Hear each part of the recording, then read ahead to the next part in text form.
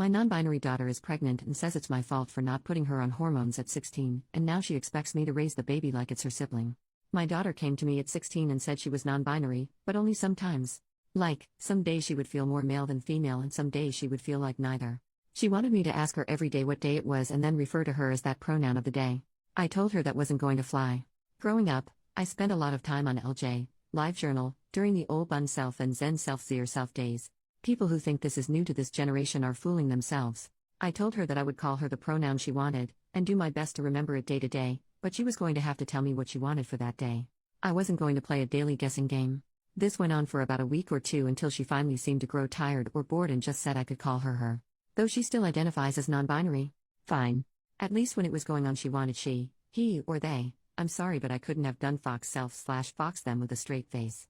So that's the pronoun story, and looking back where I think things started to go off the handle. Here's my real question. My daughter is now 18, pregnant, and seems to have lost her goddamned mind. Or I'm a jerk. You choose. This year has been a struggle. She wanted to take a break year before she goes to community college but can't keep a job.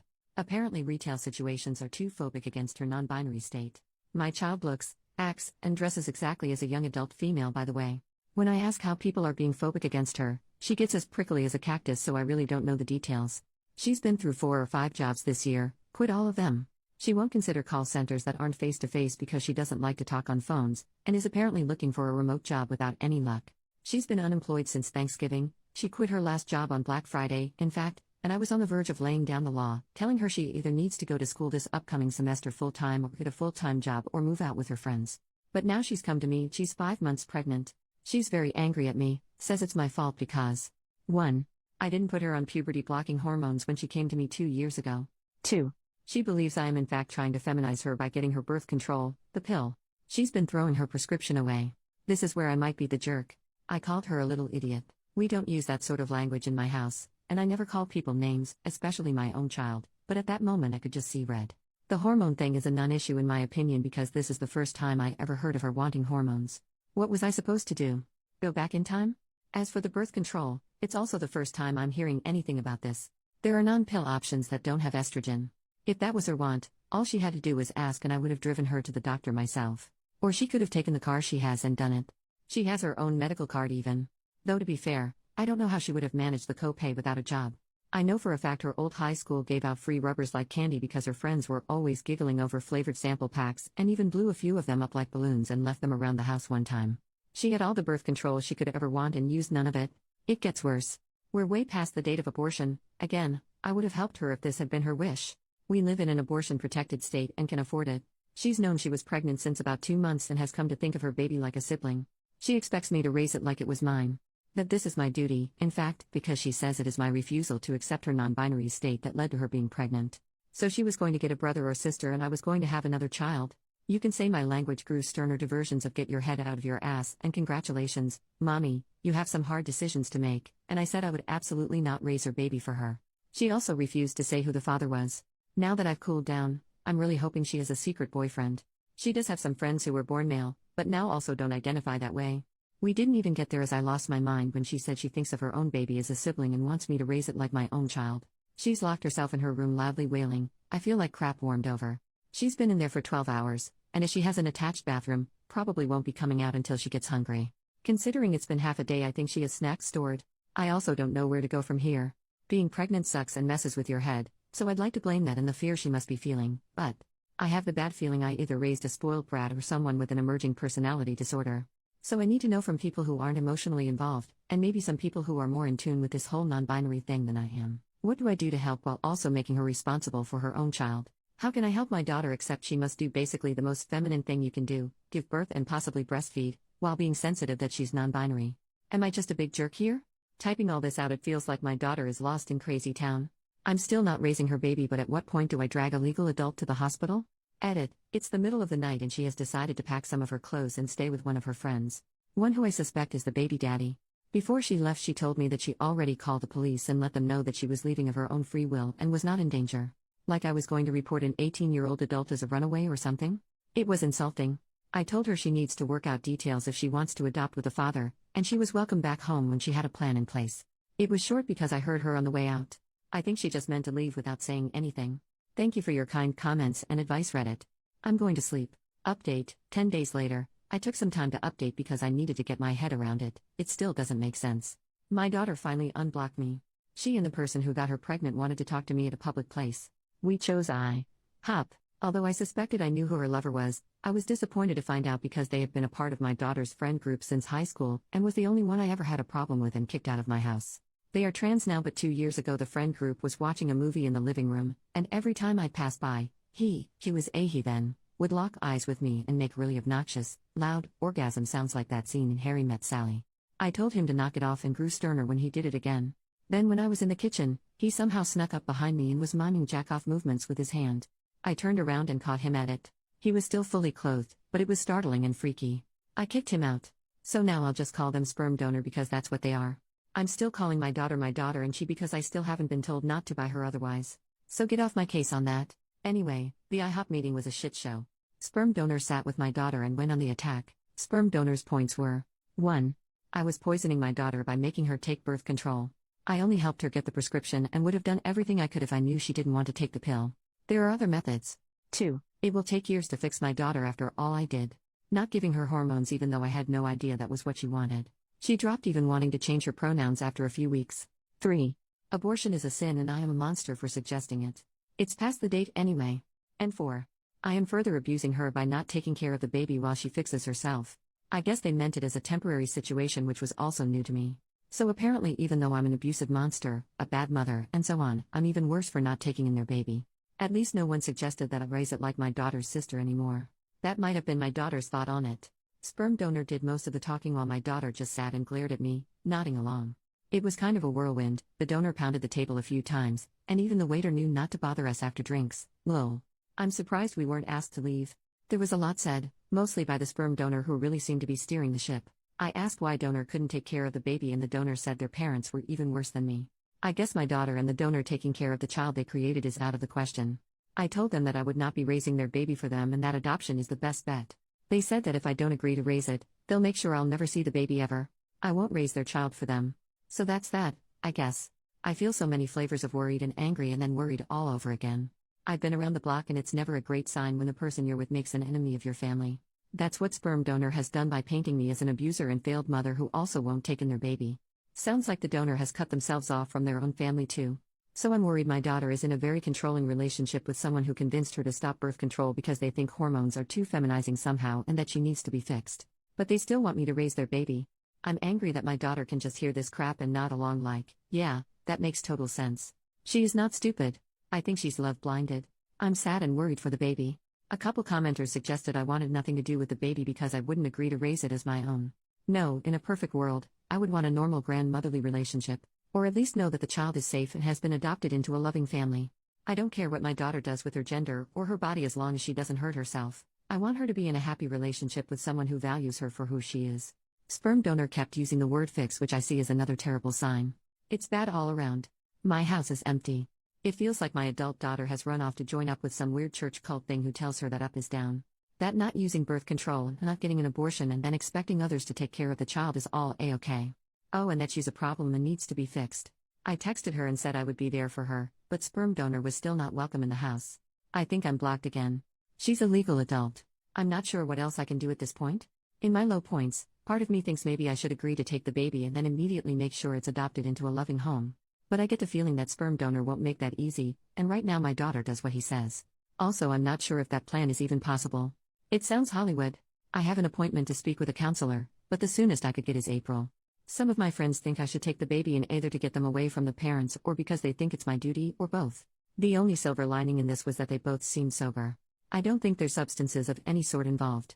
Am I reading this wrong? Am I the jerk here? OP left an update in a comment. I logged in and received a large amount of requests for an update. Unfortunately, I do not have one. I have not seen or heard from my daughter since the last meeting, and I believe she has changed her phone number. Our community isn't a large one, and I have heard through the grapevine she is staying with the sperm donor at one of the homeless camps out in the woods. As this is a haven for drugs and trafficking, this is a further concern. From what I've heard, she is pregnant. Myself and a few friends and family members have driven through the camp area a few times on the lookout for her, but it's very large and there aren't exactly marked roads. Also, recently other people have been shot at while walking their dogs around there, or riding ATVs, so every time we go, it's a huge risk. So that's it. I'm stuck hoping she's safe and under some kind of shelter, There are a lot of plywood houses and broken down RVs out there, and waiting to hear news when she has the baby. Yes, CPS and the local police are aware of my concerns. I'm worried the child will be born addicted because I don't know anyone who doesn't live out there who isn't a meth head. Thanks for all your concern. I'm unsure what I'll do when the baby is born. I might have to take in the baby after all just to make sure it doesn't live in that camp, and it may make me the jerk, but I am not looking forward to the hard work and drama that will come with it. New update, 4.5 months later, I posted another update in the comments a while back. It's on my account. Basically, my pregnant daughter shut me out of her life completely, and rumor had it she was living in a homeless camp with her weirdo lover out in the woods. It's a huge place, and me and friends searched a few times but weren't able to find her. It's also dangerous because there aren't laws out there, and the homeless shoot at ATV riders and hikers and send dogs after people who come too close to what they consider their territory. To be clear, I don't think my daughter was part of that group. The camp is huge and full of meth addicts, traffickers, and drug labs. I did contact sperm donor's parents, and they have all but disowned him after very much the same disturbing behavior I outlined earlier, only geared toward their younger siblings. So that sucks. Back to the new news. All this shook out a couple weeks ago, but I hesitated to post because of my own emotions and the fact I know Reddit will be all over my ass for the deep anger, shame, and disappointment I have for my daughter. I came home from grocery shopping to find a strange pregnant woman at my door. That woman used to be my daughter, but had changed so much she was like a stranger. She chatters constantly so you can't get a word in. She has several small face tattoos and, forgive me for saying this, looks like she has aged 20 years. She had been living rough. She was angry I locked her out. I changed the locks after she left, and basically expected to move back into her old room with no problem, like it was just another day from back in the winter when she lived here. Of course I wasn't going to turn her away, so I guess in a way she was right. She was living in the homeless camp with a sperm donor, and I insisted she take a shower because it looked like she hadn't since leaving. She also stank bad. She had no shame about blocking my number or what she put me through by disappearing. All she wanted to talk about was the grand fate that she and sperm donor are building. That they're building a community of new people, and she went on and on and on without mentioning the baby once. I don't know how anyone can stand them, but sperm donor has multiple partners and my daughter is one of them and is perfectly happy being his broodmare. The broodmare is my verbiage. Hers is much more royal. Frankly, based on what she overshared, sperm donor seems like a complete love-making fiend. Finally I broke in and asked, and she said she had been to the doctor regularly. That was a lie, found out later, and all is well with the baby. At this point I knew she had to be on something. If she was awake, she was talking, and none of what she said had an end or a point. Also, a lot was from Crazy Town. What I got from her was that, again, she and several other ladies, and men, somehow, were to carry the next generation of new people. Yes, the men. Yes, biological men. Sperm donor was sort of the middle of the wheel with the spokes, was how she described it. I've met him before and I'm surprised he was able to get one girlfriend, much less whatever grouping is going on now. Anyway, sometimes she said she wanted to keep the baby, though she wouldn't tell me a plan to take care of and house it. I think she expected to stay with me, and sometimes she wanted to adopt it out, but not for the good of the baby but to spread the new people. This part is going to upset the internet, but the new people are apparently without gender expectations, and that was why she didn't know the baby's gender yet. Oh yeah, and also some of the wheel, her group, were empathic and they could communicate their feelings through the other world. As a house guest, she was the absolute worst. It was like she had gone feral out in the camp and clean up after herself to the point where she mostly did not even flush the toilet after using it. She ate everything, which was to expected, but never cleaned up after herself and kept asking. Asking is too mild of a word. She demanded for me to take her out to restaurants. I did a couple of times because I missed her and was trying to make a connection, but then once afterward took her to the store to get baby supplies, and she was weirdly detached. Sort of picked up the first thing she saw on the shelf, and all the while it was yak about her true family of new people and their grand fate. Anyway, I finally got out of her that she expected the baby in mid-July, which put her outside the time frame she originally gave me. I had it on my calendar. I was obsessed with a possible due date because I didn't know if she was find a baby on my doorstep or what, and yes, she was under the care of a doctor. Both lies. Getting her to focus on one subject was impossible. She would only stop talking long enough to take a breath and only listen long enough to you to stop for your own before she'd launch into a new thing, usually around sperm donor, who she loved but was nowhere in sight and was chilling back at the camp with the rest of his breeding stock or whatever. Basically I was waiting for her to come down off whatever high she was on, when she went into full-blown labor. It was a complete shit show. She was having pains but her water hadn't broken yet. At the hospital it came out that she had not been to the doctor once for the baby. There are programs in our state that cover pregnancies, so that put her at high risk, so she was admitted immediately. That's when the switch flipped and she became hateful against nurses and doctors. She said the worst things and they were absolute saints in return.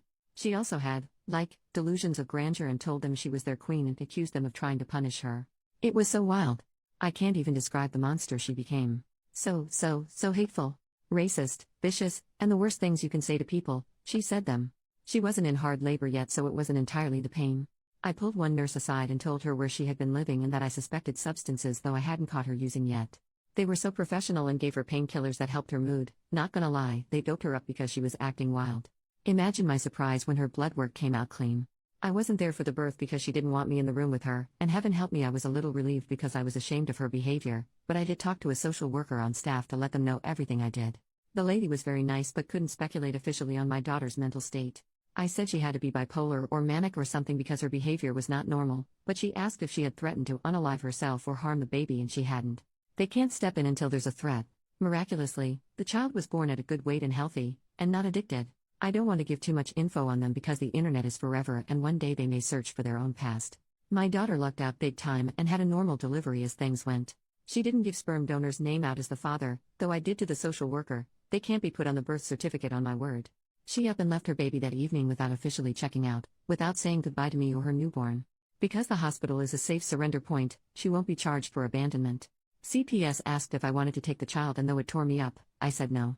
There are a lot of reasons for why. A big one is I don't want to be held hostage to my daughter's whims, and especially sperm donor. I don't want to be on the hook for more children which are likely coming. Also, look at my daughter. I did my best, and she still turned out this way. Maybe I shouldn't try again. I know getting a new family is almost the best thing that could have happened for the baby, even with problems with the foster system. It has to be better than the camp. But I feel like crap about it even now. I also suspect they'll have a sibling soon as my daughter can arrange it. I know my daughter is not well. I know she's in a cult and probably in danger, and also probably an abuser herself, based on the stories she casually dropped about other members. She is also a selfish liar, and it is luck or the grace of God or what have you that her baby was born healthy. She is rolling the dice on her life and the life of her future children. She's sick and under a fiend's control and now thinks she has magic thought powers, but she has some responsibility in this too. All the rest of the transgender stuff with her lover, and if she is non-binary or not from the past, doesn't matter. She's an adult and is making some bad choices. It's hard for me to type out, but the way she treated the hospital staff was so cruel. Seriously, I had to use a thesaurus to describe it because I can't even describe fully how bad it was. It showed me that whatever else, she thinks other people are below her. It's more than the mania. I'm just there to serve her, whenever she sees fit. She knew she would be giving birth soon, so she came home and expected me to take care of her.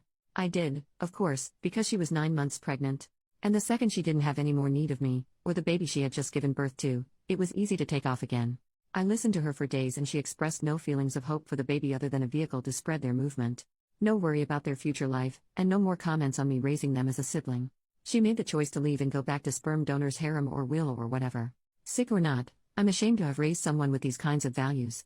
Mentally ill people aren't bad people, but she has gone beyond merely bad choices. I haven't totally written her off and she may come back to sanity, but since all indications are that I'm blocked again, I'm going to think long and hard about boundaries and possibly moving. I'm worried about one day finding a bunch of cultly weirdos on my porch. So that's it. I don't know what to do. It's not like I have the resources to pay someone to deprogram my daughter, and that sounds very Hollywood. I need a realistic goal. It's more than just a cult. She needs a checkup from the neck up, and I don't have a legal standing to do anything. At least the baby is safe. That's the one bright spot. Thoughts are welcome and, forgive me, any realistic suggestions, or just tell me if I'm way off base and I'm the jerk here. This has been a hell of a year in such a spiral. A year ago I had a somewhat of a slacker teenager under my roof. Now all of this.